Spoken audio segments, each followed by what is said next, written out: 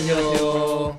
네, 오늘은 우리 더 리뷰 그렇죠. 두 번째 시간 그렇죠. 무한대를 본 남자를 보고 왔습니다. 그래서 네, 재밌게 보셨나요? 저는 굉장히 재밌게 봤어요. 그렇죠. 저는 사실 재밌을 거라고 예상했어요. 네. 재밌을 수밖에 없다. 라마누잔이라는 사람 자체가 삶이 영화였다라고 매번 강조했죠. 그죠. 네. 그러니까 이 무한대를 본 남자가 어떤 영화인지 잠깐 간략하게 소개를 드리면 이게 그 20세기 초반의 수학자죠. 20세기 초반? 약간 영화적 배경으로 봤을 때 1차 세계 대전 전후에 이제 아주 짧게 활동을 굵직하게 하고 이제 돌아가신 인도의 수학자이고 그 인도의 수학자가 인도에서 이제 영국 캠브리지인가요? 네, 맞아요. 캠브리지로 이제 넘어가서 지도교수라고 부르긴 뭐하지만 지도교수 같은 존재죠. 그렇죠. 네, 지도 교수님과 같이 공동 연구를 해서 이제 수학사에 있어서 굉장히 중요한 어떤 증명 그리고 그러니까 증명이라고 해야 될까? 그 어떤 그 업적을 남긴 그 몇 년의 과정을 뭔가 영화화 시켰던 내용이라고 보시면 될 것 같고. 네. 참고로 우리 경시 공부 같이 했던 멤버 중 한 명이 두 임시 중에 우리 요즘 연락 안 되는 임시. 요즘 연락 안 되는 임시 있잖아요. 저는 원래 둘 다 잘 안 되긴 했는데 근데 누군지 알 것 같아요. 네. 외국에 가 계신 분. 네. 그분이 라마누잔 팬이었어요. 네. 맨날 라마누잔 얘기했어요, 한동안. 제가 귀 아파 죽는 줄 알았어요. 중학교 경시할 때도 그랬었어요. 네, 그때 그랬어요. 나는 왜 몰랐지? 그때 그러니까 약간 학교에서 더 많이 얘기하긴 했어요. 학교에서 또 같은 학교였으니까. 그죠? 사실 저는 같이 수학 경시를 했지만 수학자에 대한 관심이 별로 없었어요, 그 시기에. 맞아요. 그죠. 그랬던 걸로 기억해요, 저도. 그래서 뭔가 그런 얘기 하면은 쓱 빠졌던 걸로 기억해요. 그래서 저는 되게 솔직하게 말하면 라마누잔이라는 이름을 저 이번에 영화 보면서 처음 알았는데 저도 그 임시 그 친구 덕분에 알았던 거고. 그 당시에는. 그러면은 뭔가 이제 수학을 공부하는 사람들한테 있어서 라마누잔이 발견한 공식들이 어떤 의미가 있는지 그게 이제 조금 대중적으로 뭐에 유명한지 좀 알 수 있을까요? 약간 영화 말미에 보면 막 라마누잔이 뭔가 했던 공식들이나 이런 것들이 향후에 블랙홀 연구에 많이 사용되었다 이렇게 짤막하게만 나오고 끝나거든요. 그렇죠. 네, 영화엔 그렇게만 나왔던 것 같아요. 근데 이제 좀만 검색해 보면 리만 가설과도 좀 연계가 돼 있는 부분들이 있고, 그래서 리만 가설을 풀고 싶어 하시는 분, 본인이 꼭 풀어내겠다고 주장하시는 우리 수학자분들은 라마누잔을 모를 리가 없을 거예요, 일단. 그리고 그냥 정수론 같은 거 관심 있으신 분은 당연히 라마누잔을 알고 계실 거예요.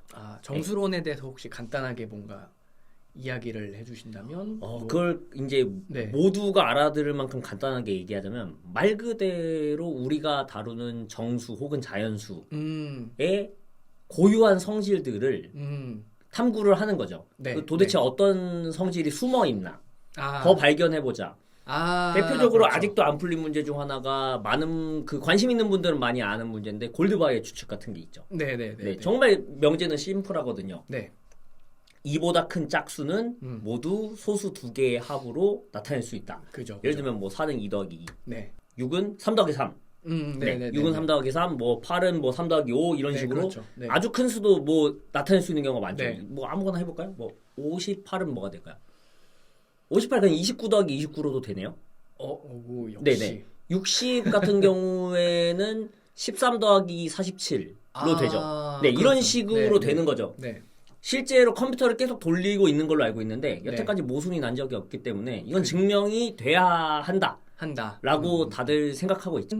이 정수론이라는 건 우리가 그냥 흔히 일상생활에서 사용하는 그 숫자 숫자들이 갖고 있는 어떤 패턴이라던가 아니면 그 어떤 특정 숫자들 간의 관계라던가 아니면 특정 숫자 자체가 갖고 있는 어떤 특징 그런 거를 뭔가 이해를 하는 학문 분야라고 생각을 하면 될 것 같고 그런 관점에서 이제 라마누잔이 그런 수를 얼마나 좋아했는지 그리고 얼마나 많이 다뤘는지를 알 수 있는 영화였던 거였죠. 결국에는. 그렇죠. 네. 그냥 뭔가 정말 영화를 보면서 사실 제일 처음에 들었던 생각이 그거였어요. 약간 이제 우리가 흔히 아는 게 인도인이 네. 수학을 잘한다. 그죠. 19단.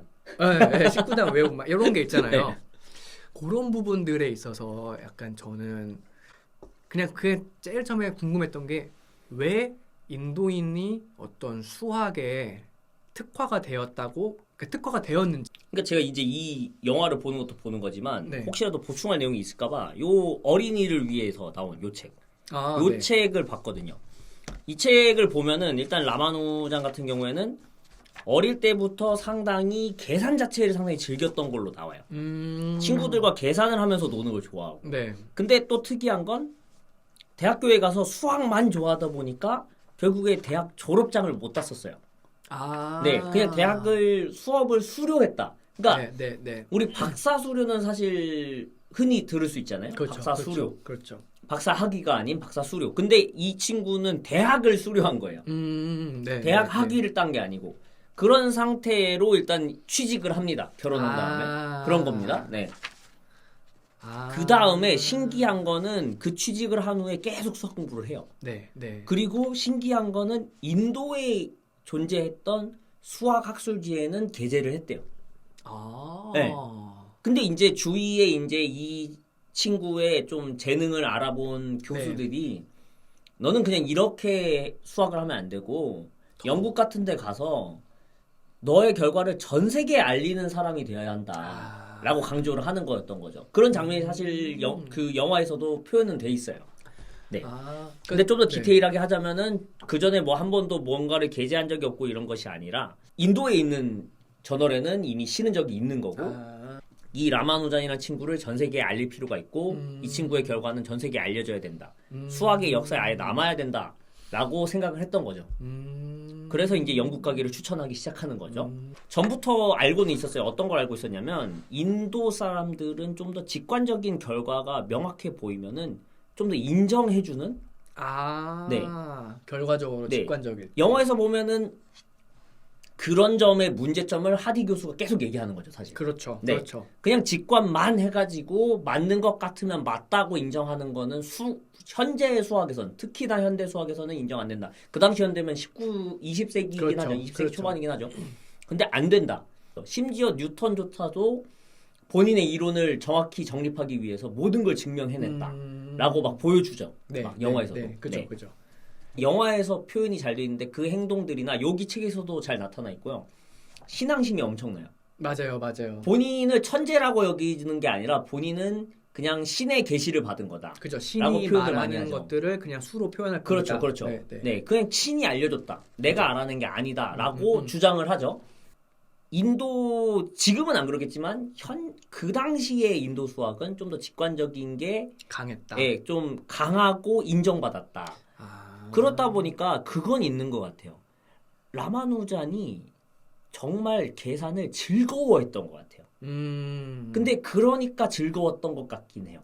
직관적으로 인도 수학 자체가 직관적이고 그리고 사실은 약간 이런 신앙심이 깊은 분들이 많잖아요. 원래 그렇죠. 지금은 모르겠지만 적어도 그렇죠. 이때는 상당히 많았던 걸로 알고 있는데 그렇죠. 인도에 기본적으로 인도는 신의 종류 우리가 신의 종류라고 할 수 있는 그런 부분들이 뭐 몇천 신이 있으니까 이제 그런 관점에서 이런 점들도 저는 영향이 있었다고 봐요. 그 계산 자체를 즐길 수 있었고 공식을 만드는 것 자체를 즐길 수 있었다는 점이 왜냐면은 직관이 떠올랐고 그게 신의 계시로 이제 본인에게 받아들여지고 그렇죠. 그럼 나는 신의 부름을 받았으니 너무너무 행복해. 그러니까 이걸 빨리 얼른 표현해서 남겨야겠어. 라고 얼른 끊임없이 밤새 계산하면서 그걸 남기려고 하는 거죠. 그죠.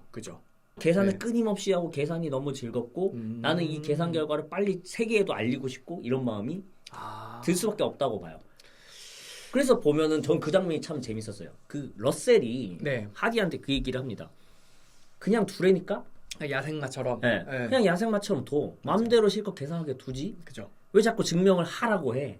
증명은 솔직히 말하자면은 할 수 있는 사람이 대신해줘도 되지 않냐. 그렇죠. 약간 이런 입장이었던 것 같아요. 러셀 입장에서. 왜냐면은 이 친구가 너무너무 직관이 좋고 너무너무 계산을 잘하고 빠르고 근데 이제 그거를 바랬던 것 같아요. 하디는. 얘 결과잖아. 그러면은 얘가 증명할 수 있어야 얘가 제일 빛나는 거잖아. 그렇죠. 그 장면이 되게 신기해요. 그게 어느 정도까지 사실인지 솔직히 모르겠지만 하디가 크리켓 치러 우산 쓰러 가고 있는 걸 쫓아옵니다. 라마누잔이. 그죠. 그리고 이제 또 그 증명 가지고 이제 언쟁을 벌이죠. 그죠. 증명을 하냐 마냐 뭐 이거 꼭 해야 되냐 이런 거 같고 그 장면에서 그것도 나오잖아요. 너가 보여준 증명 다 봤는데 너가 중간중간에 계산 실수한 거 내가 다 체크해놨어. 라고 그거 보여주죠. 그 실제로 있었을 것 같아요. 그 일은. 진짜로. 그런 일이 있었을 거예요. 그러다가 이제 딱 하디가 보여주죠. 자네가 하도 그러길래 내가 자네 결과를 한번 대신 증명해봤네. 그렇게 되면 결과가 어떻게 나오는지 보여줄게 하고 딱 보여주는 게 그 최고의 학술지 중 하나인 런던 그 학술지에 이제 계제가 너 거가 네 이름으로 됐다는 걸 보여주죠. 네. 물론 그렇긴 했었을 것 같아요. 계산 실수가 없었나 봐요. 제 생각에. 네. 그 결과도 계산 실수가 있어서 약간의 뭔가 상수가 바뀌어야 된다든지 개수가 바뀌어야 된다든지 그런 결과였다면 똑같이 보여줬을 거예요. 제가 봤을 때는. 너 그러면서 오히려 하디는 화가 났을 수도 있을 것 같아요. 심지어 너도 이렇게 실수하는 사람이니까. 그죠. 그러니까 그냥 제발 내 말 좀 들어 이러면서. 근데 이게 맞고 심지어 너무 좋은 결과고 훌륭한 결과니까 이런 좋은 학술지에 실린다. 그렇죠.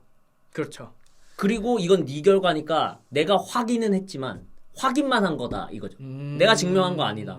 너가 실수한 적이 없기 때문에 이거는 내가 증명한 거 아니다. 라고 인정한 거죠. 리스펙을 한 거죠. 너무 멋있었어요. 그때 하디도 멋있고. 맞아.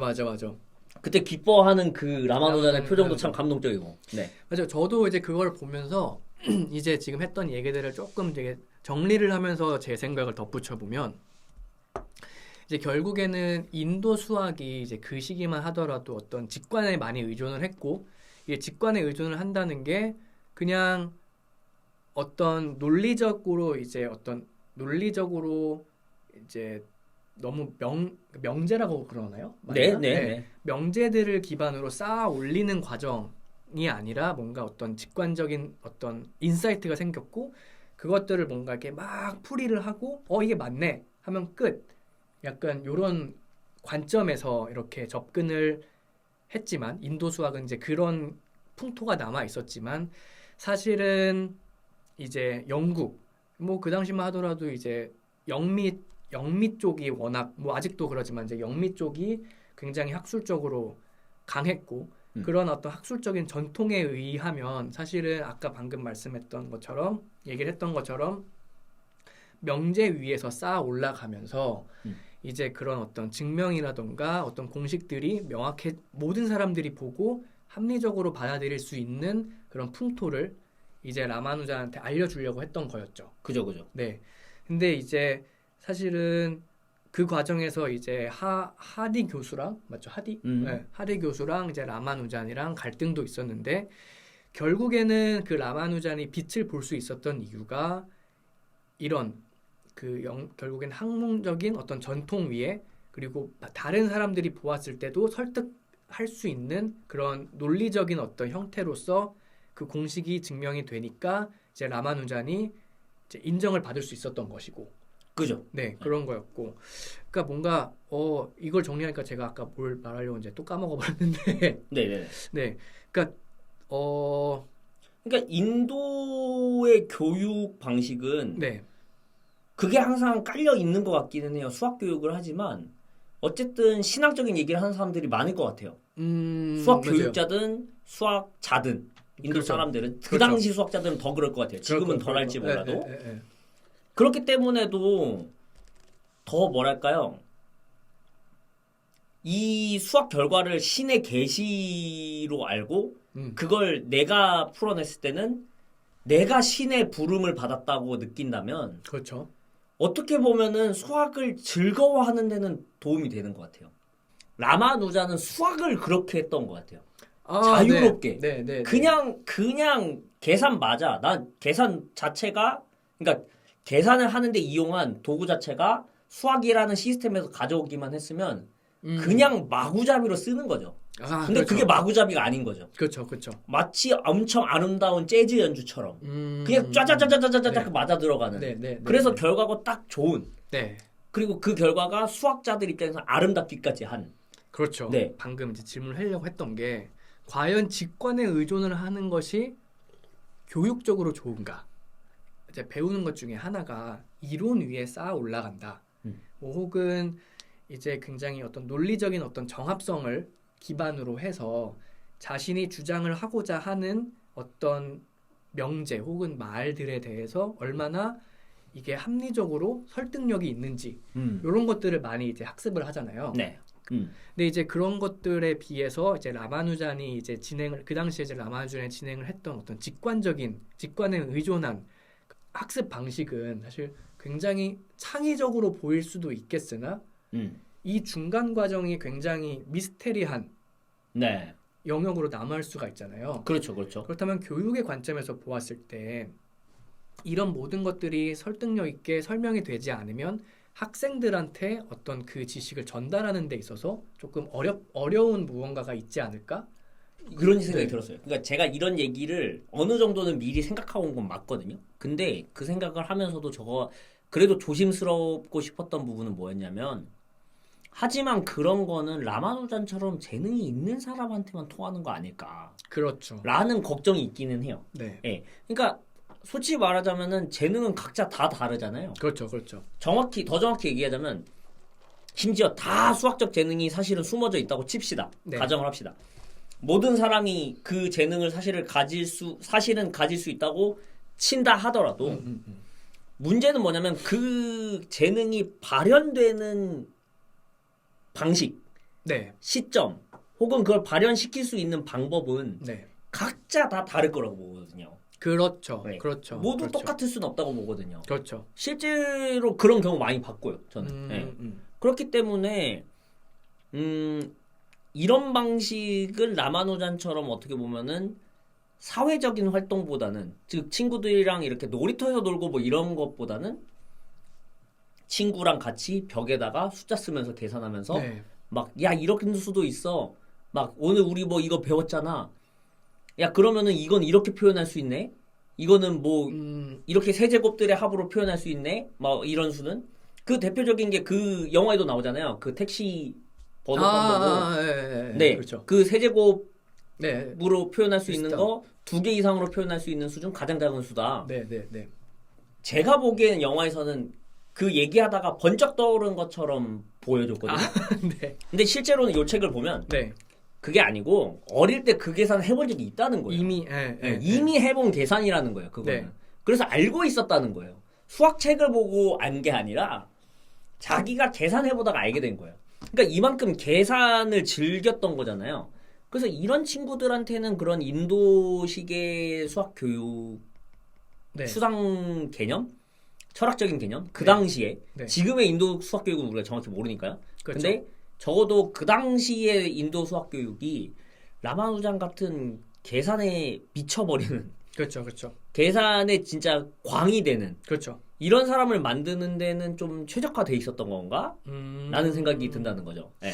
근데 문제는 만약에 나는 놀이터에서 노는 게 더 좋은데 그리고 심지어 수학에 대해서 어느 정도 반감이 있는데 라는 친구들에게는 납득이 되는 그 뭐랄까요 역치라고 표현해야 될까요? 그죠. 그게 그죠. 매우 좀 까다로울 거예요. 그렇죠, 그렇죠, 그렇죠, 네. 그렇죠. 그렇기 때문에 그런 친구들한테는 그런 교육이 좋을지는 모르겠어요. 네, 정확하게 보여줘야 납득이 되는 그렇죠. 모든 걸. 네. 이게 이 얘기를 들으면서 잠깐 생각이 들은 건데 결국에는 라마누잔이 이제 영화에서 보면 사실 그 어린 시절에 대한 배경이 안 나오잖아요.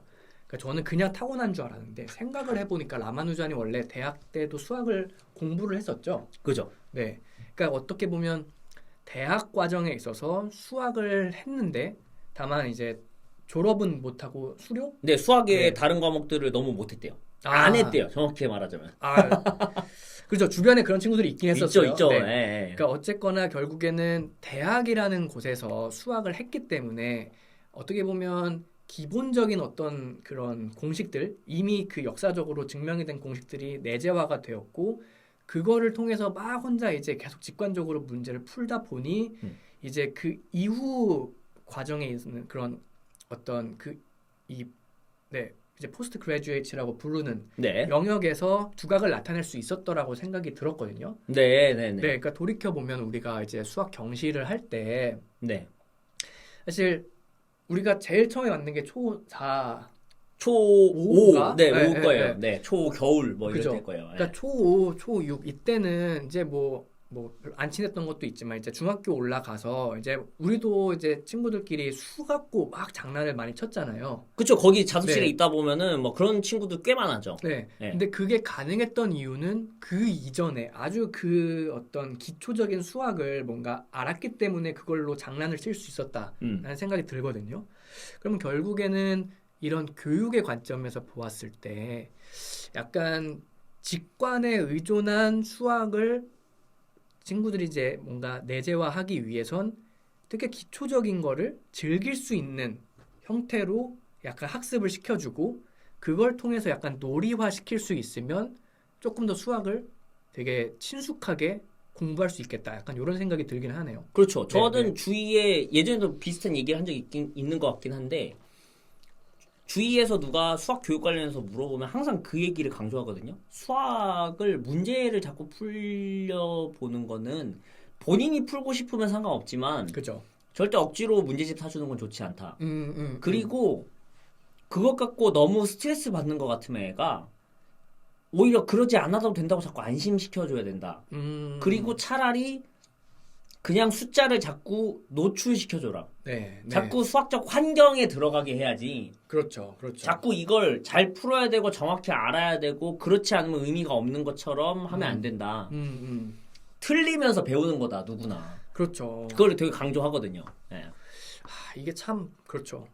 이게 많은 교육 과정, 그러니까 교육 학습 방식을 보면 이제 즐기면서 할 수 있는 환경을 만들어라 아니면 노출을 많이 시켜라 이런 것들이 있는데 결국엔 수학 공부도 그게 맞는 것 같기도 하고 그렇죠. 어릴수록 그렇게 해줘야 돼요. 그리고 제가 봤을 때 어릴수록 그래서 그러니까 어차피 나이 먹으면 이 사회적 현실 때문에 그렇죠. 최소 고등학교 이상 되면 맞아요. 스트레스 받을 수밖에 없거든요. 맞아요. 근데 그걸 스트레스를 참을 수 있고 덜 받거나 조금이라도 더 즐길 수 있으려면 적어도 초등학교 중학교 때 더 어릴 때 뭐 유치원 때부터 뭐 숫자를 세기 시작하는 그때부터 수학 가지고 스트레스를 주는 건 별로 좋지 않다고 봐요. 네. 그럼 어릴 때 어떻게 해야 이렇게 수학을 뭔가 이렇게 막 우리 어릴 때 보면 막 놀이터에서 애들 막 흙 만지고 뭐 그걸로 무언가를 만들고 이렇게 하면서 이제 뭔가 어떤 많은 것들이 이제 발달하게 되잖아요. 네. 수학도 어떻게 하면은 그렇게 어릴 때 가지고 놀 수 있을까요? 저는 개인적으로 자꾸 뭘 세는 일이 습관화돼 있게 하면 좋다고 생각해요. 그래서 뭐 예를 들면 그런 것도 가끔 추천해요. 그냥 역할을 하나 주라고. 집에서 역할 하나 주라고. 네. 집 안에서의 일 같은 경우에는 예를 들면 뭐 아주 간단하게 뭐 집 안에 있는 계란이 몇 개 남아 있나 세라 그러고. 그러면 몇 개 먹었다는 뜻이지? 이런 거 다 그리고 기록을 해보게 하라고. 네. 기록을 남겨달라고. 너가 앞으로 우리 집 계란을 관리하는 거야 이러면서 사는 건 엄마 아빠일지도 몰라도 몇 개 남았는지 그래서 우리가 보통 몇 개 먹고 있는지 이런 거 너가 알려줘야 돼. 그리고 꼭 기록에 남겨줬으면 좋겠어. 그런 건 이렇게 기록하면 되는 거야. 이런 식으로 그냥 자연스럽게 사용하게 만드는 그런 것도 좋다고 보고 제일 좋은 거는 사실은 라마누잔처럼 알아서 밖에서도 친구들이랑 막 칠판으로 쓸 수 있는 거면 다 써가면서 막 야 이 숫자는 이렇게 된다 이거는 소수다 이거 소수 아니다 막 이러면서 막 노는 게 제일 좋긴 하지만 그거는 수학적 재능이 진짜 타고난 사람들의 운명인 것 같고요 솔직히 말해서 그리고 그렇게 얘기할 수 있는 친구들이 필요하고 맞아요. 그렇기 때문에 다만 이제 약간의 좋은 방식인지 모르겠지만 약간의 좀 자연스러운 그 압박을 주고 싶다면 사실은 우리가 경시 공부한 환경인 것 같아요. 최적인 것 같아요. 그렇죠. 하루 종일 같이 있게 하는 거죠. 그 수학을 좀 그래도 잘하고 싶은 친구들이 다 같이 하루 종일 있게 하는 거죠. 그러면은 놀고 놀다가 결국에 그 얘기 합니다. 결국에 한 명이 그 얘기 꺼내요. 맞아. 너 이거 풀었냐? 맞아요. 심지어 막 그러고 노는 애들 있었잖아요. 막 너 제곱수 어디까지 외웠어? 너 소수 어디까지 구해봤어? 이거 하는 애들 있었거든요. 우리 친구들 중에. 나는 그때 입 다물었지. 그 친구들이 있었어요. 근데 그게 이제 꼭 근데 그런 친구들 아니어도 그 정도로 막 덕후였던 친구들 아니어도 얘기를 하다 보면 야 근데 나 그 문제 풀고 싶던데 너는 그거 풀었냐? 이 얘기 맞아. 나왔었거든요. 맞아요. 그러면서 나는 이렇게 해봤어. 근데 이거 안 되더라? 이런 얘기 하게 되거든요. 맞아. 그런 얘기만 하더라도 저는 적어도 재능을 발현까지는 못해도 고등학교, 대학교 때 배우는 수학을 버틸 수는 있지 않나. 그런 것 같아요. 생각해보니까. 그러니까 저 같은 경우에는 사실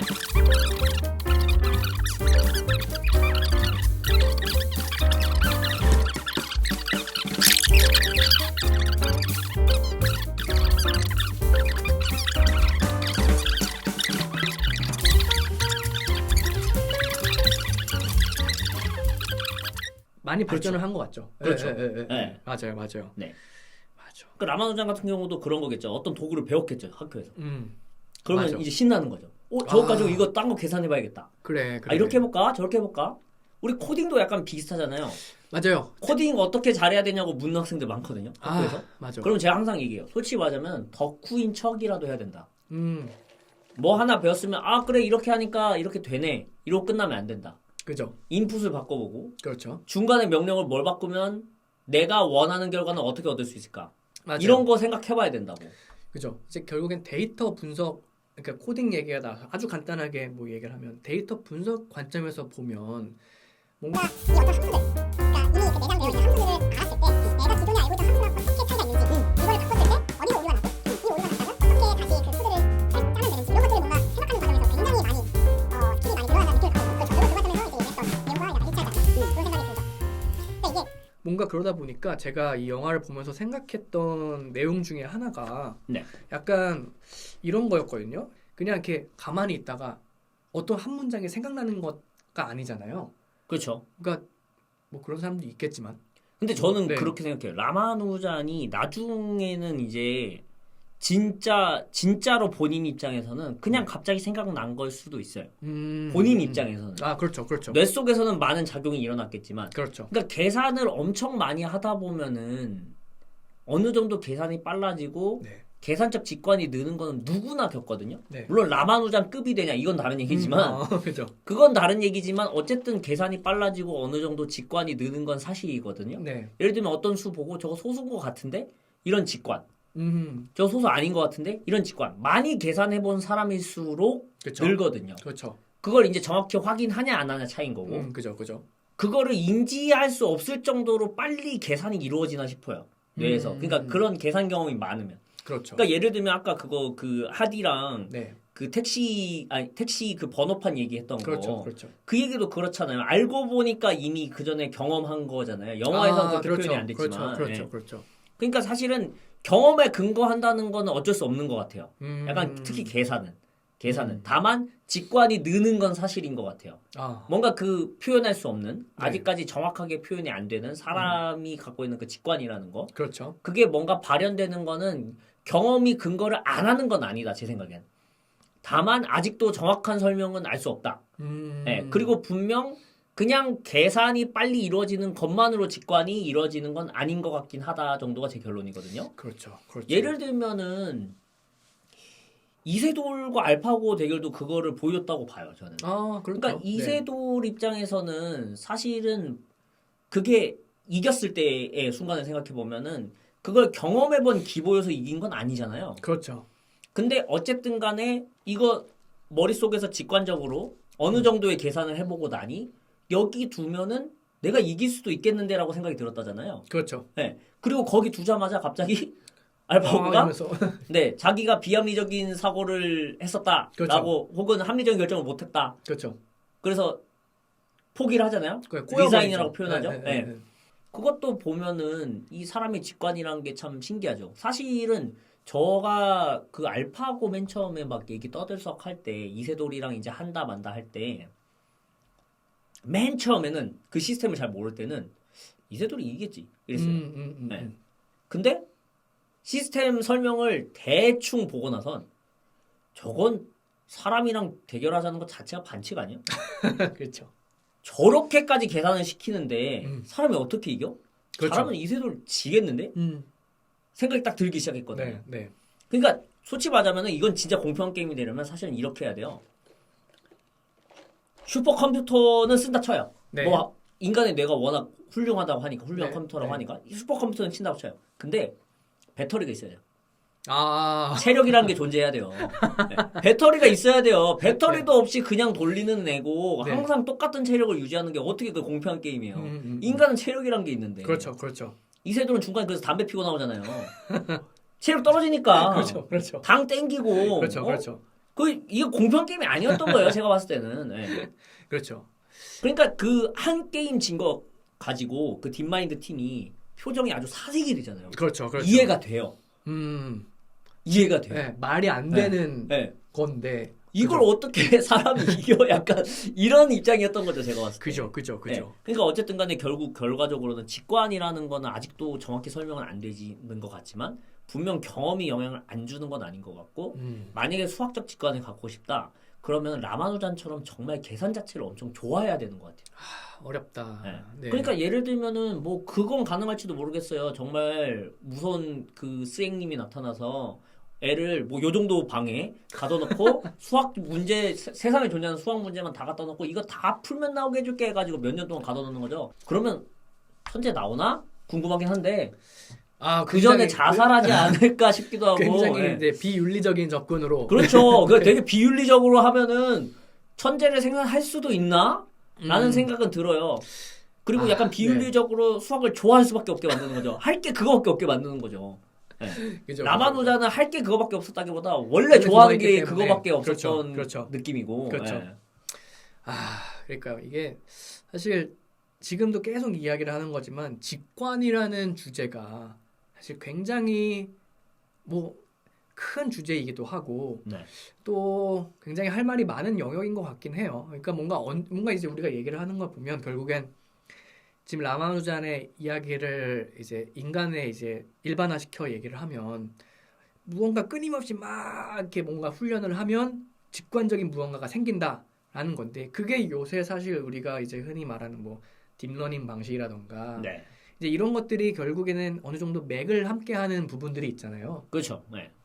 그러니까 뭔가 언젠가 기회가 되면 이제 수학하는 사람, 그다음에 진짜 그 우리 주변에 이제 딥러닝 이런 걸로 공부한 사람이 있으니까 이렇게 데려놓고 직관이라는 거에 대해서 뭔가 막 얘기를 하면 잘하면 우리 셋이 싸우고 있을 수도 있어요. 그 얘기를 하려고 했어요. 싸움이 나는 거를 찍으면 재밌겠다. 그죠? 이제 그 영화에서 너무 솔직히 말해서 제가 봤을 때 제일 멋있는 건 러셀이에요. 몇 장면 안 나오는데 던지는 말 한마디가 그죠. 와. 실제로 이제 러셀도 사실 역사적으로 봤을 때 굉장히 중요한 인물이고 이제 영미 철학에서도 엄청나게 중요한 인물이고 또 이제 그 사람이 영향을 미친 게 단순히 어떤 영미 철학 뭐 이런 것뿐만 아니라 뭐 사회학적 관점에서도 엄청 유명하고 거기 세 명이 진짜 짱이에요. 러셀 그리고 이제 아마 승재님은 영화를 통해 처음 봤겠지만 하디하고 리트루드는 수학자 중에 정말 유명한 콤비 중 하나. 그래요? 그리고 거기 영화에서 잘 표현되어 있는데 하디의 약간 그 독특함과 까탈스러움. 약간 까탈스럽다기보다 약간 깍쟁이 스타일. 그런 성격. 그걸 리트루드가 되게 잘 받아줬던 것 같아요, 실제로. 그래서 둘이 연구를 같이 한 것도 많아요. 되게 중요한 연구도 많고 좋은 결과도 많고 심지어 다양한 분야에서. 하디 혼자 멘토를 했으면 안 된다. 라마누잔. 러셀이 같이 써야 된다. 같이 했으면 난리가 라마누잔은 좀 건강도 더 잘 챙겼을 거고. 그렇죠. 러셀이 철학적으로 막 설명해주면서 네 신학 뭔지 아는데 이러면서 그렇죠. 그러면서 설득해주면서 그래서 너의 신이 원하는 게 결국에 이거 결과를 너가 말하는 것처럼 세상에 알리는 거 아니니? 그렇다면 너가 이 정도는 저기 존중해주고 너도 여기 어느 정도 스며들어줘야지. 건강 챙기는 것도 그런 작업 중 하나야. 신이 너 건강 해치면서 이거 남기라고 하디? 이런 식으로. 그러면 조금 그러면 진짜 좀 더 오래 훨씬 더 오래 살면서. 왜냐면 영화 속에서 일단 그 왕립 회원도 되고 그 말은 이제 영국의 어떤 교육계에 있어서 이제 와이프만 영국으로 넘어오면 되는 거였어요. 그랬으면은 진짜 그게 1900 이제 1차 세계대전 전이니까 이제 10년대 그때쯤이니까 그때부터 만약에 이제 30살부터 뭐 한 60살까지 1940년대까지 살았다. 그쵸. 라고 한다면 이제 영국에서 계속 살면서 연구를 했으면 네. 또 이제 2차 세계대전의 어떤 역사가 바뀔 수도 있는. 그래서 그건 궁금해요. 왜 러셀이 네. 하디랑 꽤 친했던 것 같은데 네. 그리고 얘기도 많이 나눴던 것 같은데 라마누잔에 대해서 공통적인 생각도 많이 가졌던 것 같은데 왜 그 둘은 결국 그렇게 만나거나 하지 않았을까? 콤비까지 되지 않았나? 러셀과 하디요? 아니면은 그렇죠. 러셀과 하디. 네. 하디와 리트루드는 콤비였던 거는 전 예전부터 알고 있었어요. 네. 그게 어떻게 보면 이제 학문의 어떤 과가 소위 말해 그랬을 거예요. 네. 그랬을 건데 그냥 그 정도로 생각이 비슷하고 그래도 그 꼰대들 사이에서도 그 셋은 딱 보면 고집이 있잖아요. 그렇죠. 그래도 이렇게 해야 된다라는. 그렇다면 러셀이랑 하디도 좀 더 이렇게 짝짝꿍도 하고 그래서 그런 김에 라마누잔도 같이 키우고 맞아요. 네, 이랬으면 정말 알 수 없는 결과가 나왔을 것 같은데 알 수 없는 결과가 정말 나왔을 거고 나중에 또 라마누잔과 관련돼서 다른 이야기를 한다면 이런 내용이 아니라 좀 더 진짜 수학적인 얘기를 곁들여 보려고요. 맞아요. 근데 그러려면 제가 좀 다시 공부를 해야 돼요. 왜냐면은 그쪽 세계가 좀 멀어진 지 오래됐거든요. 왜냐면은 제가 전에 얘기했잖아요. 저 정수론이랑 그 굳이 듣지 않아도 될 조언으로 인해 멀어졌다고. 네. 심지어 그 조언을 안 들었으면 저는 계속 정수론을 했을 수도 있다고. 안 했을 수도 있지만 했을 수도 있다고 그냥 원래 생각대로. 그렇기 때문에 좀 공부를 다시 해야 돼요. 그죠. 약간 저는 그래서 만약에 라마누잔으로 조금 더 한다 그러면은 약간 저는 인도의 그러니까 그 시기의 배경 약간 1900년, 1910년대의 어떤 영국의 어떤 학문적인 그 배경, 역사 배경과 그 다음에 이제 인도와 영국의 어떤 관계, 그리고 또 라마누잔이 어떤 살아왔던 삶의 궤적 속에서 중요했던 인물들 이런 것들을 조금 더 조금 보고 약간 유년기 시절을 조금 더 봐보면 조금 더 입체적으로 이해를 할 수 있지 않을까 이런 생각이 드네요. 그러면은 이거는 뭐 여기까지 일단 찍을까요? 네, 여기까지 하는 걸로 하고 그러면 다음에 또 만나는 걸로. 다음 영화는 뭐로 하고 싶나요 혹시? 저는 원래 예정대로 우리가 히든 피겨스를 해야 되나 생각도 들고. 네. 다음 영화로 저는 일단은 라마누잔을 한 번 정도 더 하고. 그럴까요? 하거나 아니면은 하는 것도 괜찮고 아니면은 이제 저는 이제 히든 피겨스 저희가 얘기했던 히든 피겨스도 괜찮을 것 같아요. 그러면 오늘 더 리뷰 두 번째 시간은 마치도록 하겠습니다. 네. 알겠습니다. 감사합니다.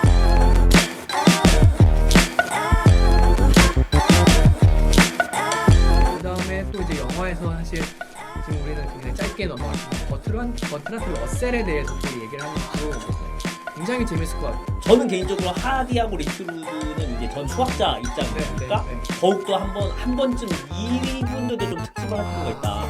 책이 하나 있거든요. 제가 알려드릴게요. 그거를 각자 한번 읽어보고 책 리뷰도 좀 해보는 건 어떨까? 좋아요.